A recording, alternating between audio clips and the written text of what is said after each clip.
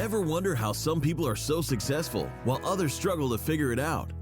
To examine this phenomenon, we interview entrepreneurs who have been through the trenches, overcome obstacles, and come out on top. Because having money is one thing, but living wealthy is quite another.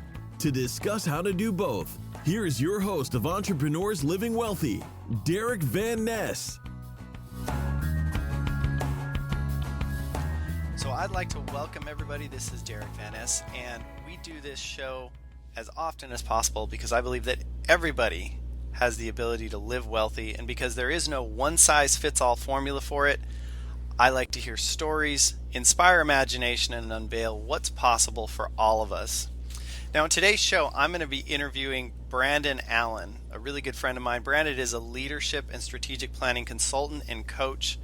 He has an acclaimed series of workshops that he does on leadership and many other valuable skills called the Quarterly Quantum Series.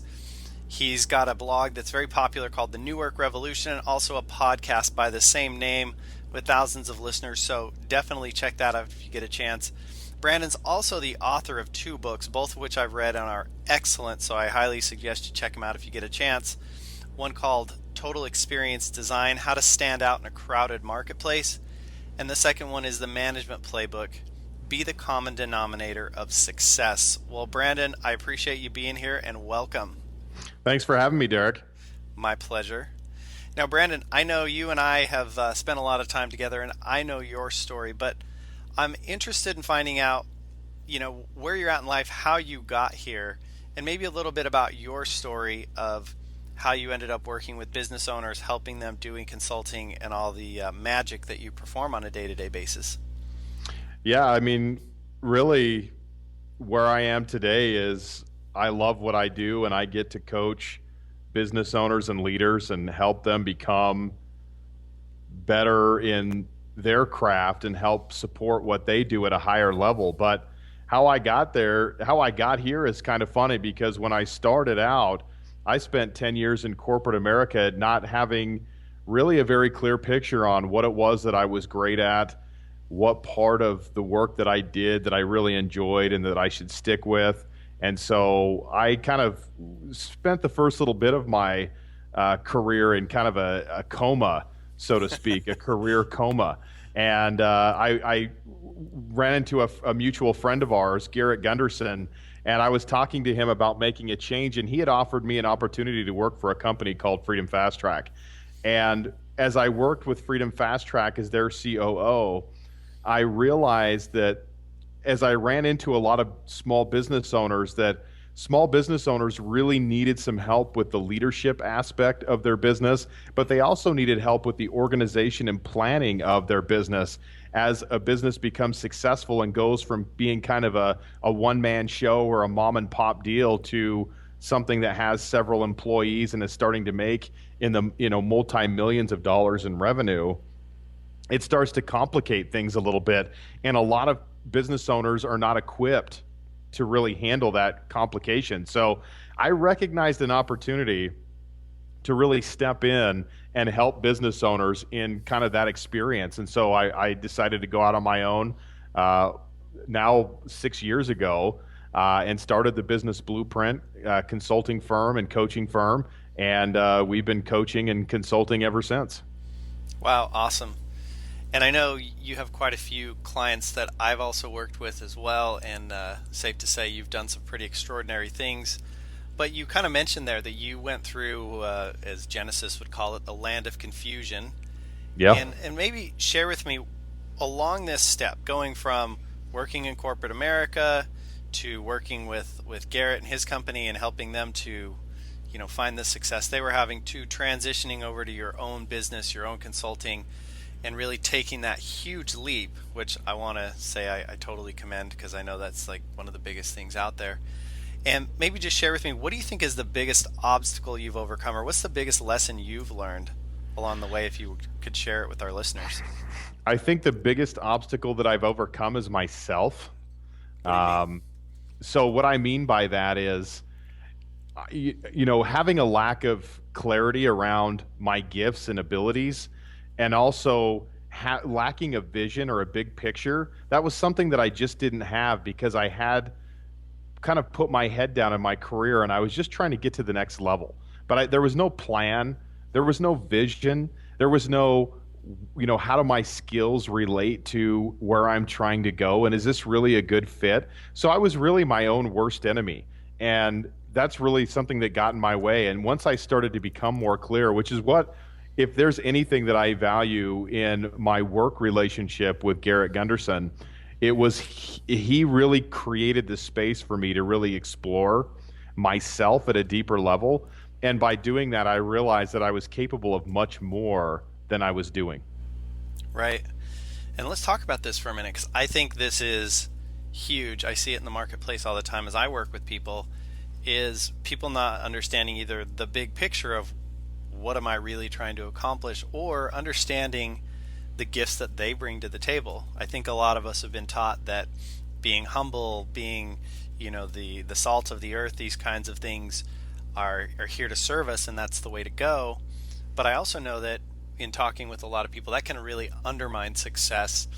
How were you able to sort of come to the realization that, hey, I could do some good things for people here? And as Steve Jobs talks about, maybe the world isn't made up of all these super brilliant people, but it was created by a bunch of people who are not that much smarter than me. I've got something to bring to the table.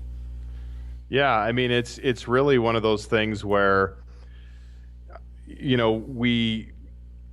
I think the difference between the successful and people who don't get to the highest level of success is fear.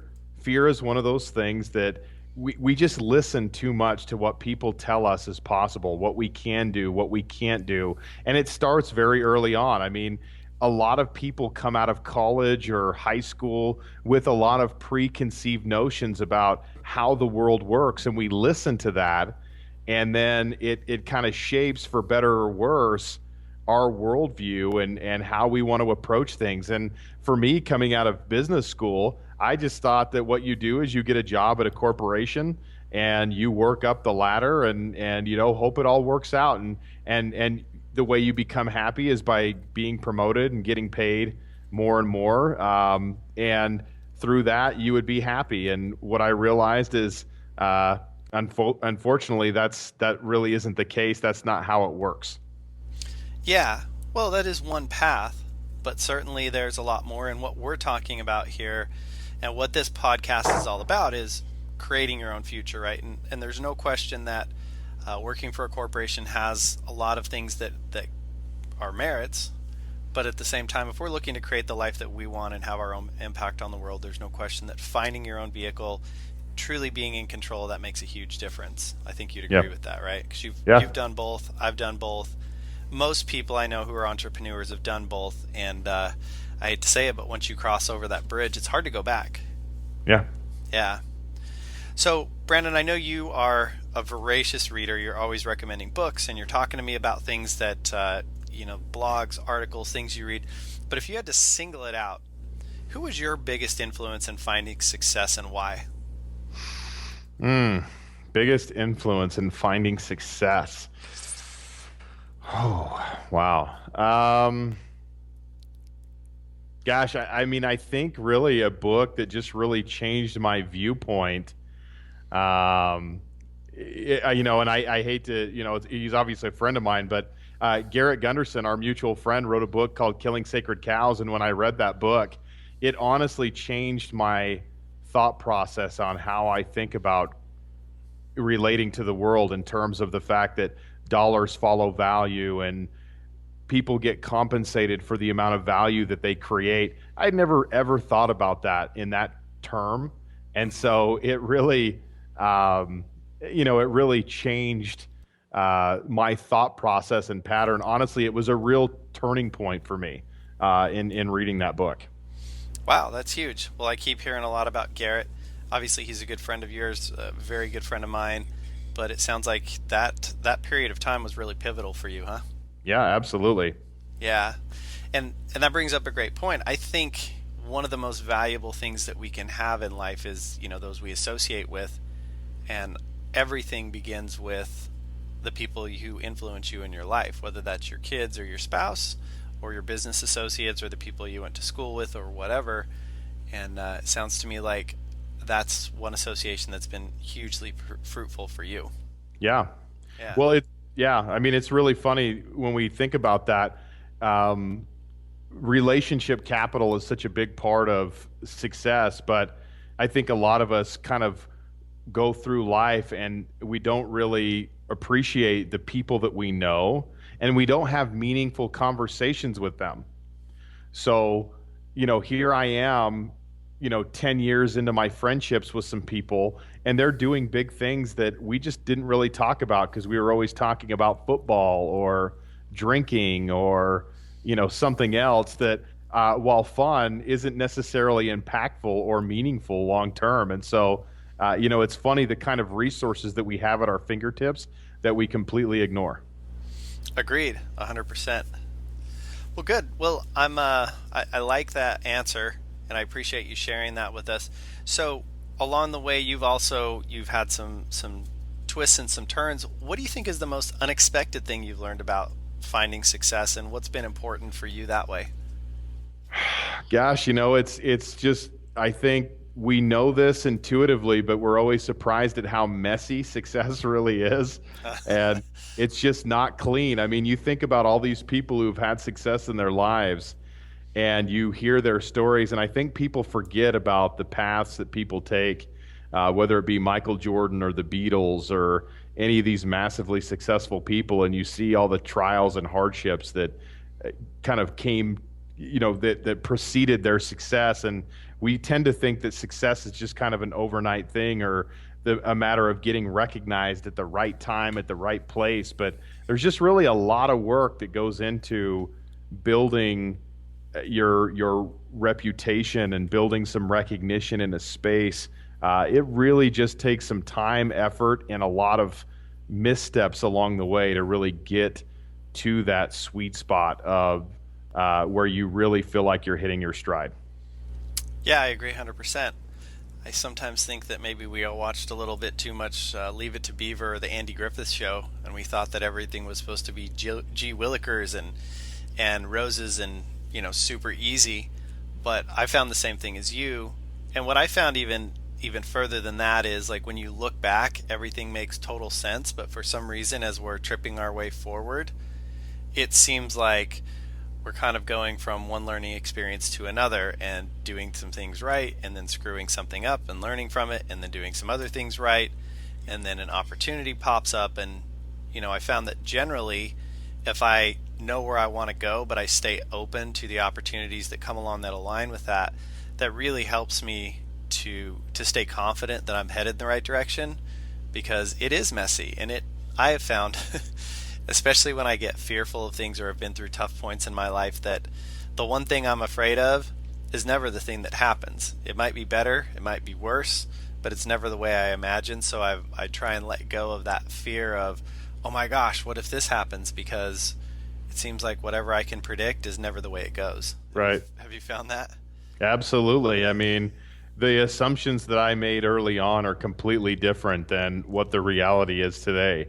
And if I would have sat there and this is what happens with people that I coach a lot of times, and this is what's happened to me in the past, where we sit and analyze, is this the right decision? What if it goes wrong? And the reality is, it's probably not going to work, but it's going to give you some insight as to what will work.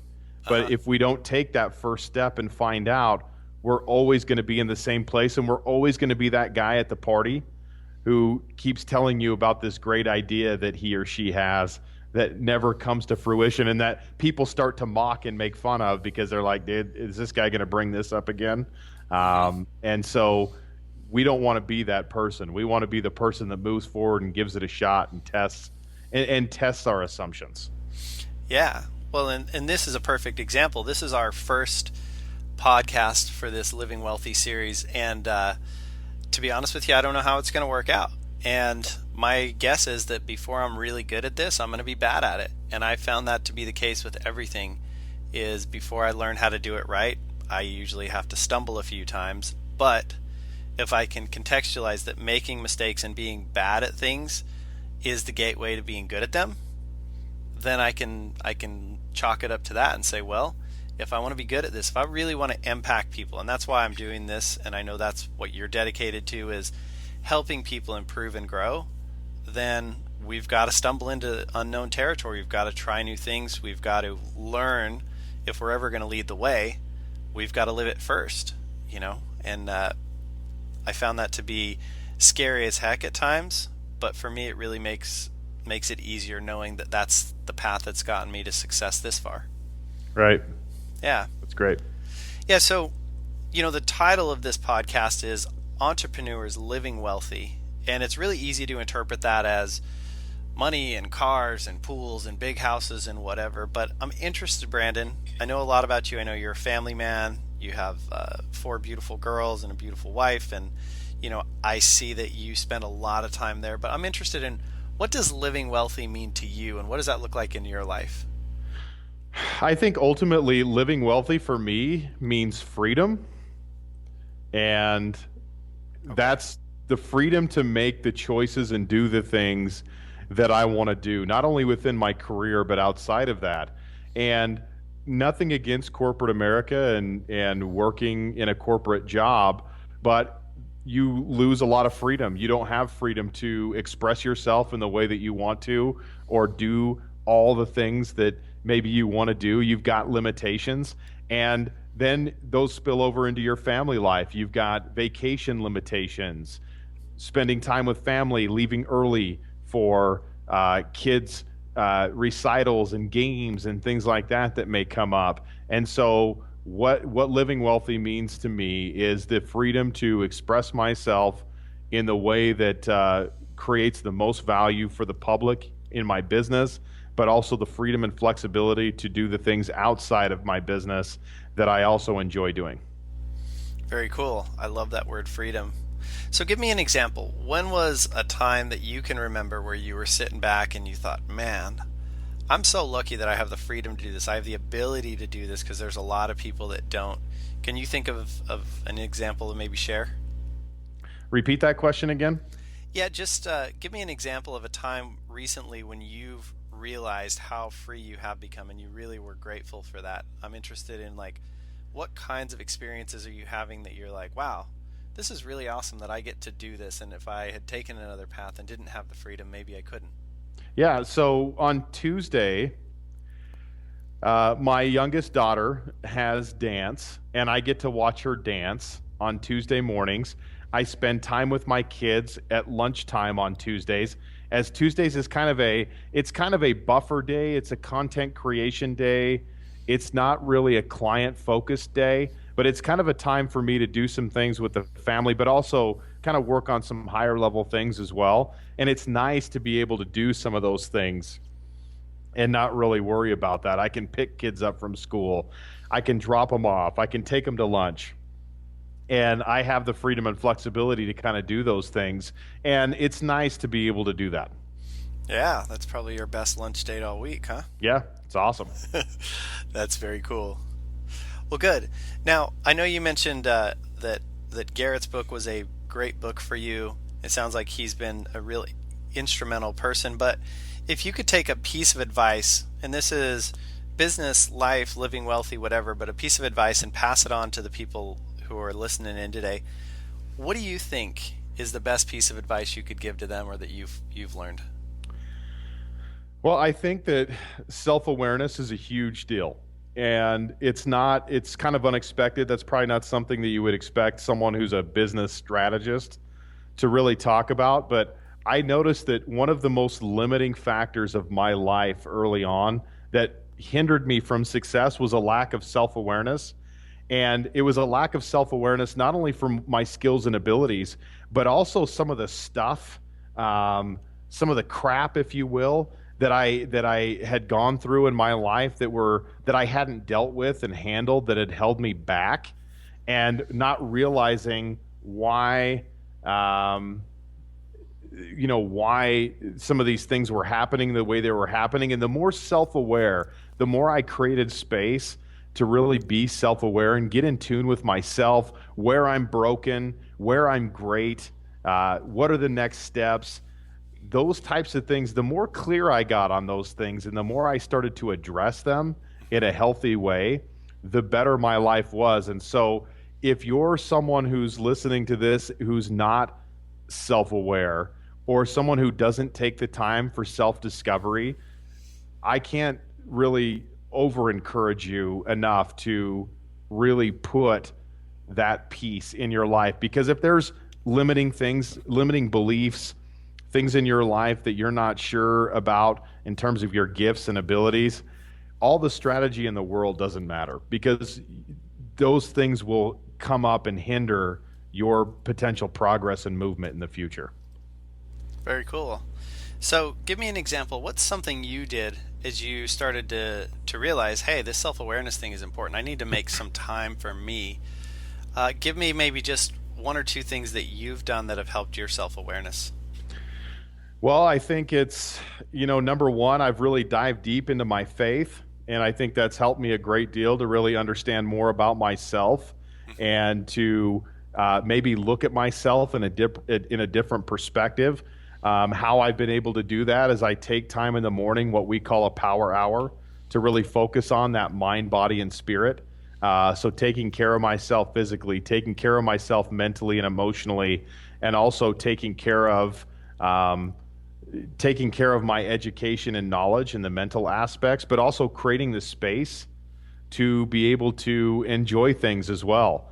I am someone who can be a grinder. And so I have to really be intentional about taking time to really focus and reflect, which means taking time off, which I know is really hard for a lot of high-level executives and business owners to really want to do that. But it's so important, because if our lives are filled with nonstop activity, there's no possible way that we could stop and think about, what are we doing? How are we feeling? Why are we doing this? Is this the direction that we want to move in? We really miss the opportunity to do all those things when we don't create that space to really reflect and do that. So I try to take more time off, and I try to take that time in the morning to really reflect and really get into the things that are important to me, my faith, my education and learning, my physical activity, those types of things. So I want to key in on the reflection part here, because I want to give. I like to get nuts and bolts stuff. So if I'm listening and I'm like, I've never really done this, and we all know that I should go to the gym and work on my muscles and all that stuff. And if you're listening to podcasts, obviously you're into feeding your brain, but like this awareness thing, do you journal? Do you come up with a question and contemplate it? Do you use prayer? Do you look to books for guidance? What do you do to like open up that awareness when you say creating space for that? What do you use that space for? Yeah, I mean, there's tons of different things that I do, because I don't want to do the same things over and over again. So I'll write. I think writing is one of the most powerful tools. I wasn't much of a writer until about 5-6 years ago. And now it would be very unusual for me to not spend at least an hour or two writing in a given week. So writing has really caused me to really reflect. Meditation has been a powerful tool. Sometimes meditating on a verse in the Bible, or meditating on a problem is always powerful. Obviously, reading is a big part of that. Just expanding my knowledge, looking at what's out there and being aware of what the marketplace looks like in my industry. That's always a big thing. Journaling, I think, is huge. Particularly, I love to gratitude journal. That's one of those things where, my goodness, sometimes in business, you can think your world is about to just crash down in like a matter of minutes. And it's always nice to go through and reflect and do some gratitude to really show that, hey, things are not nearly as bad as maybe they seem. There's a lot that I can be happy about. And I read I was actually at an event last week, and they had a speaker there talking about gratitude and how, it literally, people who do some kind of a gratitude exercise in the morning are 25% more, are 25% more productive, and different things show up in their lives as a result of that. And it literally changes the neuro pathways in our brain, and really resets the way we think about things. So when we talk about things like scarcity versus abundance, how do we shift that mindset? Gratitude is a proven strategy to kind of help literally shape our thought process in our mind and how it thinks. Awesome. Yeah, I recommend this a lot, and I was first introduced to it in The Happiness Advantage by Sean Aker. Super awesome book if you haven't read it, but he talks about gratitude journaling, and like you said, if you do that for 21 days, write down 3 things you're grateful for, it actually rewires your brain, because like our brains are wired for survival, right? When we were in the jungles and the forests and we were trying before civilization was established, and everything was about where's the food, where's the water, what can kill me, what can hurt me. So your brain was always looking for what's wrong. And as we've moved into a society where we don't need that so much, we never developed the ability to naturally scan for what is working, what is going well, what can I be thankful for. And I found that fundamentally the difference between really happy people and really unhappy people comes down to happy people focus on what is working, and unhappy people focus on what isn't working or what's missing. And it's amazing to me how the human psyche never lets me down on this. We always look at naturally what isn't working, but if you can rewire those neural pathways, you start to notice that life is a pretty good place. And when you start to pay attention to that and see it, it's really empowering and energizing for me. So it sounds like you found the same thing. Yeah, definitely. Perfect. Well, I want to make it a tradition and something that we do on every call to come up with, just if you could recommend one book, one resource, one seminar, one blog, one something that you think everybody on this call, everybody who listens to this podcast should listen to, what would you recommend? Is there something that stands out in your mind? Oh my gosh, that's so tough. You can go 1, 2, or 3, but a couple of key things, and ideally at least one. You know, The Art of War, I think, is a really good one since I'm in business strategy. Mm-hmm. It's one of those things where when I read it in college, I don't think I got it because I wasn't in it. And I remember how one of my university professors used to just extol the virtues of this book. And I read it and I'm like, I don't really see how this is applicable. It doesn't really make sense. But the more I start working in leadership and strategic planning, the more I find myself going back to that book and quoting it in workshops and coaching meetings and things like that. So it's one of those things where I think that's a huge book for just strategy. There's so many great nuggets in there. There's a couple other books that I'll mention. If more of a broad-based book, How to Win Friends and Influence People. Oh my gosh, that one's huge. Dale Carnegie. That's such a big book. And The 21 Irrefutable Laws of Leadership by John Maxwell. I love John Maxwell's books on leadership. So if you're someone who wants to be a better leader, you can't go wrong with those 3 books for sure. Awesome. Well, I appreciate you sharing those.